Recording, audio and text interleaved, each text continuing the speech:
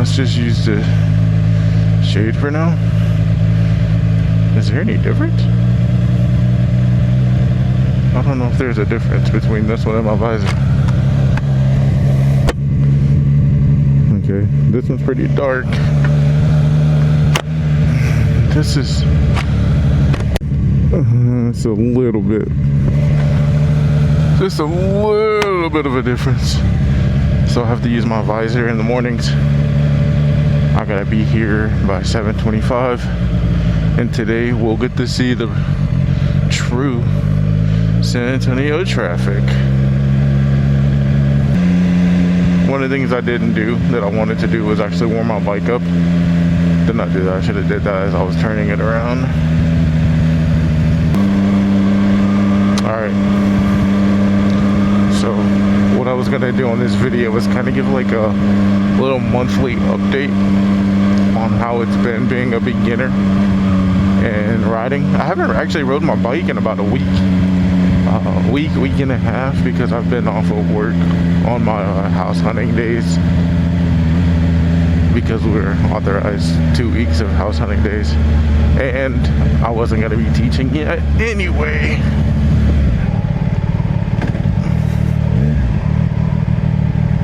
Alrighty, and now I'm starting to see everybody and their mother.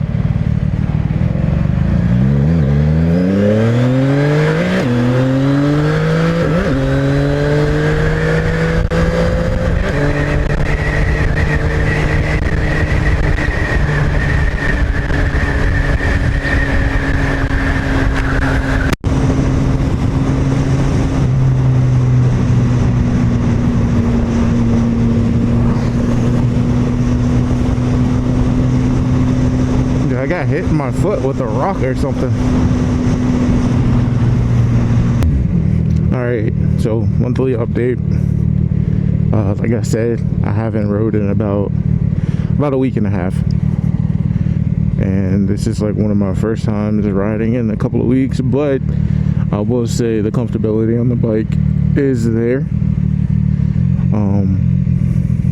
It's been a lot of fun riding, and I'm getting used to like shifting gears and everything of that nature on the bike. I'm starting to feel a little comfortable riding the bike, the stance, you know, just the little things too, like slow speeds. I haven't practiced them like a crazy amount, but I have been doing them, not by choice. So you know, a win is a win, right?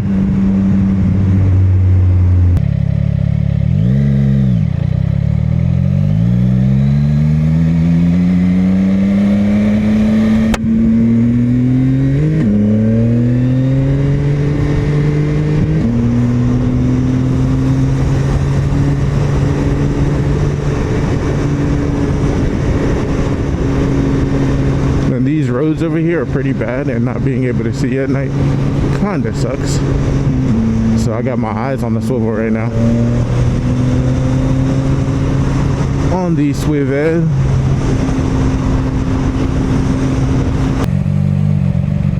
I don't know, I've seen plenty of bikers doing the whole lane splitting thing, and I know it's not legal in Texas, so it's like I want to do it, but I also don't want to do it, because for one, if anybody hits me and I'm lane splitting, then I just look for one like a jackass, a dumbass, and then I'm at fault.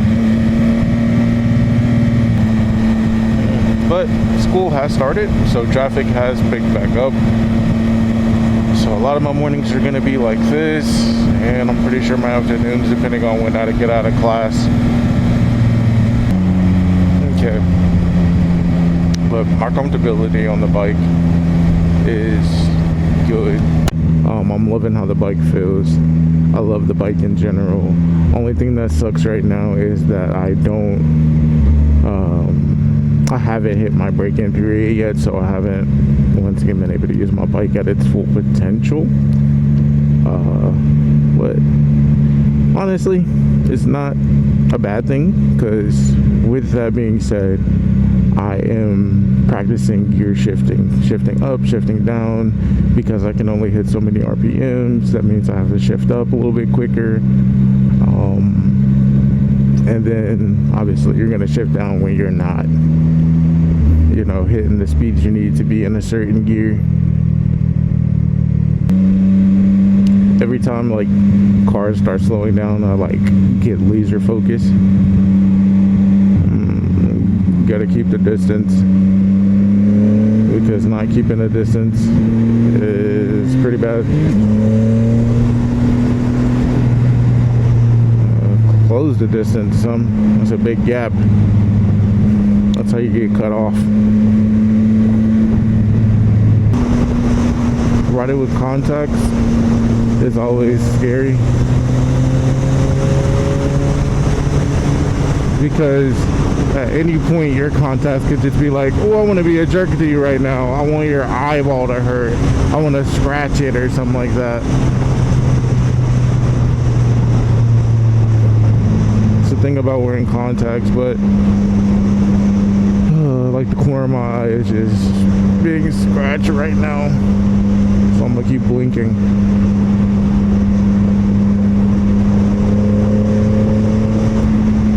I don't know if this is a bad thing. Somebody can correct me in the comments, but my foot hovers over my rear brake. Like, I don't press on it, but my foot is always on my rear brake. Like, I use my front brake and rear brake combo all the time when I'm stopping.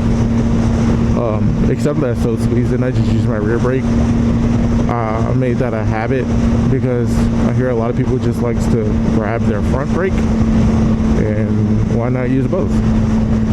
That's how I see it. But is it okay for my foot to just be sitting on the rear brake? Actual question I'd like to know the answer to. Or should I be like balls of my feet at all times? I should have probably got over. I mean, it's not like I can't get over.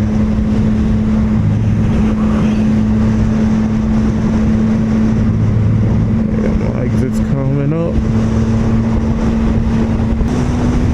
Today's gonna be a good day. We are going to learn how to be a teacher in the military,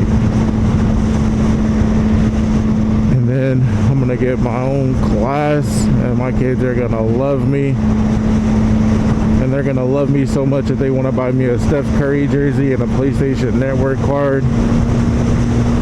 I'm trying to be like other instructors out there, where their students just love them. Not drunk off of power or anything, because this is military. Not saying that everybody in the military gets drunk off of power, but I feel like that's pretty common in the military.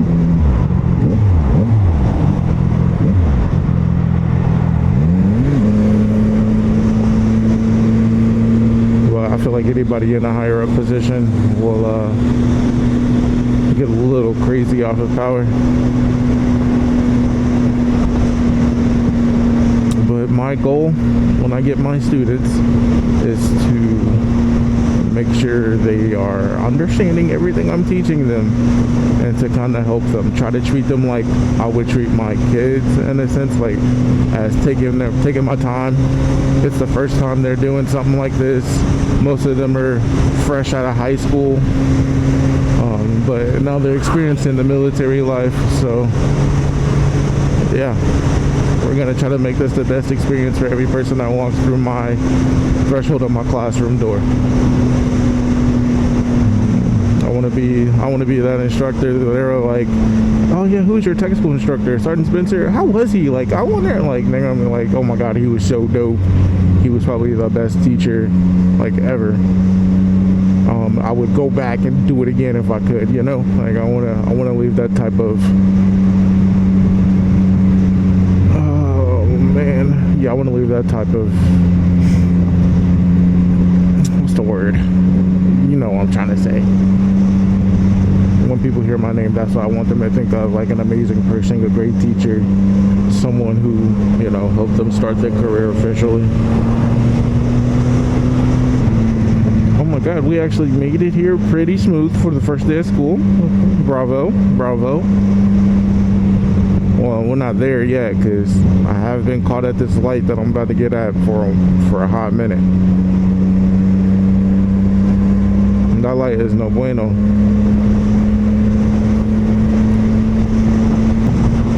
But yeah, man, I mean, I feel like as a beginner, I'm probably going to attract more beginners, and that is perfectly fine with me. I'm not trying to say I'm a professional or anything like that, but if you guys like have any questions about like how I felt doing certain things as a beginner, or if you know you guys just have any random questions for another beginner who already has a bike and you're looking to get in a bike, I would honestly just ask. Like I said, like I'm not a pro. I literally just started riding bike a month ago. But if you want to know like anything specific based towards the beginner, and you want to hear, you know, how I feel about certain things, then feel free to, you know, leave a comment, and I will most definitely get back with you guys. I'm sitting in the friction zone to where my tires kind of pull so I don't roll back and I don't have to hold the brake. Once again, comment if that's a good thing to do, a bad thing to do, because this spot right here is like hilly, and yeah, I don't want to have to sit on my brake, because then you're sitting on the hill. That's how I think about it. You're sitting on the hill, you have to go, you're on the brake, you're a new rider, you're trying to figure out where your friction zone is so that way you don't, you know, so you can go, you don't stall. And I feel like there's just so much. So I feel like on the incline, you need to find the friction zone and sit there. It might suck on your hands, so build that grip strength up, because yeah, I feel like this is definitely a place for a beginner to stall and kind of freak out. So from one beginner to another beginner, me personally, I would sit in the friction zone so I know when I can just start giving it a little throttle when the light turns green and the cars in front of me go. That's just my personal opinion.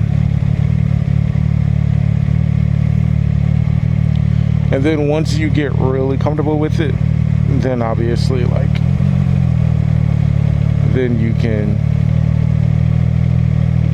you know, do what everybody else does, which is get on the brake. But as a beginner, I feel like you should practice being in your friction zone on a hill.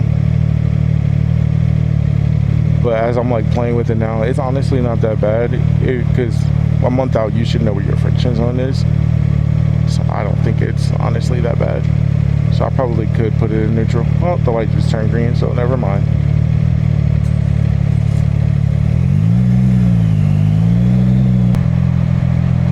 Like I said, I unintentionally had to practice my slow speed maneuvers in situations like this.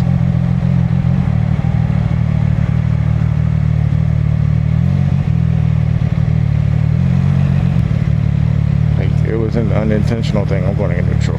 I'll give my hands a break. But yeah, yo, like, I feel like for my beginners out there who are looking into getting the bike, you guys should do it, most definitely. If you've been thinking about it, I feel like you should do it. It's so fun. You're part of a percentage of people who don't have, which is very small. So you're that small percent. So usually when you ride by people, they're gonna want to talk to you, because not a lot of people do it. And then, I mean, if you're a very social person like I am, it's fun to talk to new people. It's fun for somebody to just tell you to rev your bike as you're going by. Do I do it? I'll give it a little rev. I'm not gonna lie. I'm not gonna rev the heck out of my bike, especially because I'm not supposed to go over 6,000 RPMs. So yeah, you don't catch me revving my bike. I'll probably rev it up to like 4 or 5. But other than that, I will not rev my bike.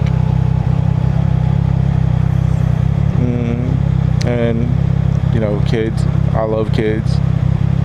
I have 2 of my own, and when they see me on the bike, and it's just cool. My daughter thinks having a motorcycle is cool. One of the reasons too why I love having a motorcycle. My wife told me once I get comfortable on it, she'll consider being my backpack.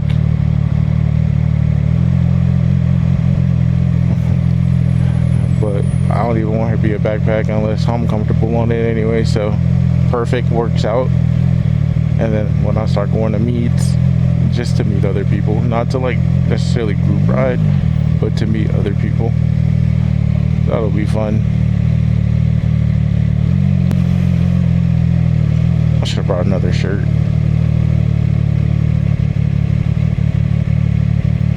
Why am I rolling on the throttle? I'm starting to tweak out, man. On Jacob._.n Texas. I wonder what that's for.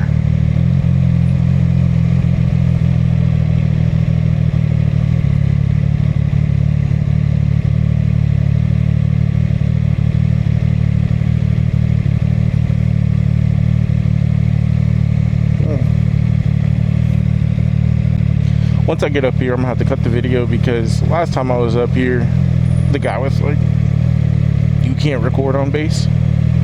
So I don't want to be recording on base. I ain't trying to get in trouble. I recorded that one time, but that was it.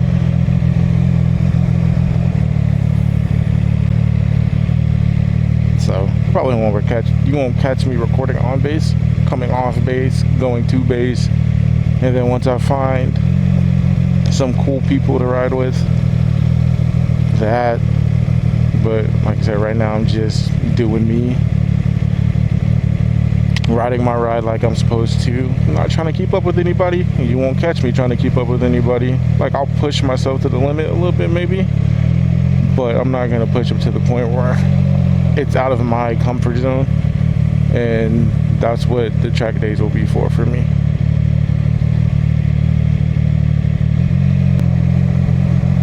The throttle is amazing. Not the throttle, the friction zone is amazing, man. I ain't gonna lie, as a beginner, that's pretty cool to do. You're just messing around with your friction zone, and then just not even giving it any throttle, just moving the bike. I feel like once you do that, man, you can't do anything, but you can do some things. There's a vape shop right outside the base. I've been looking for a vape shop. Let's see if they found one, so that way my wife can hook my brother-in-law up, because he's been fiending for a vape since he got here to Texas with us. He hasn't had a new one. I need to get him a new one. Dude, my legs are hot, like, actually.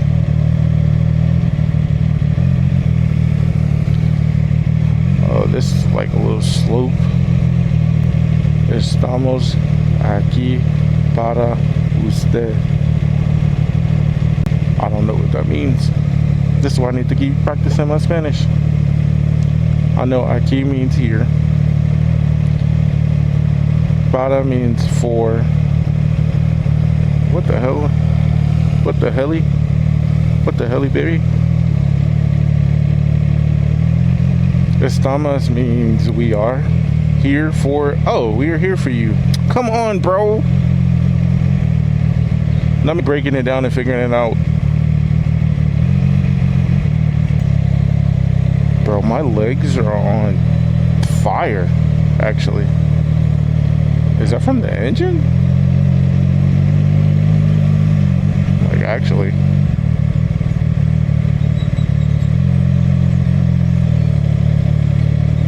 I need to be here in about 20 minutes.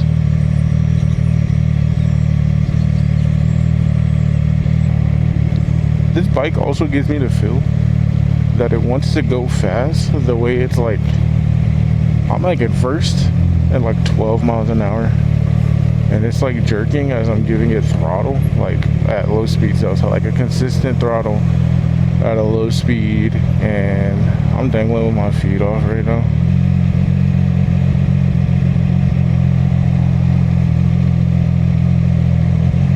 But yeah, it gives me like this feeling that it wants to go faster because I'm giving it constant throttle, not moving it at the low speed, and it's just jerking.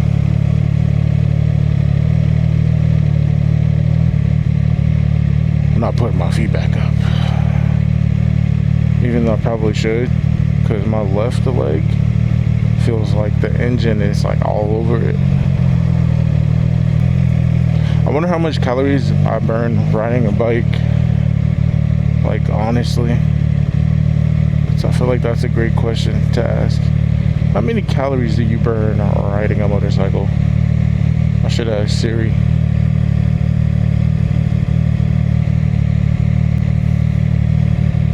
Yeah, if you're struggling at slow speed maneuvers and stop and go, San Antonio is a place you want to be. You'll learn how to stop and go and be a pro. 1 week, probably 1 day, to be honest, because as you guys can see how many times I've stopped and I've started.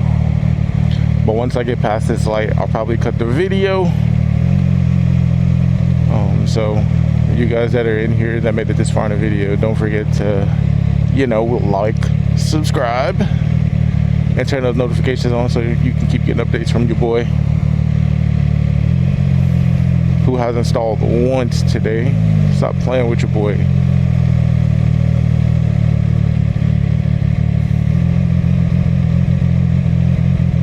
It's gonna be fun taking my ID out of my pocket. My neck is sweating. I knew I should have brought another shirt. No, I got a dry fit on, so I'm gonna just take my top off. Pause. And then just dry off. It shouldn't take me that long.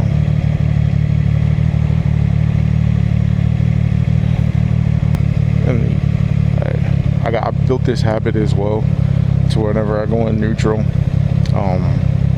slowly let off the clutch.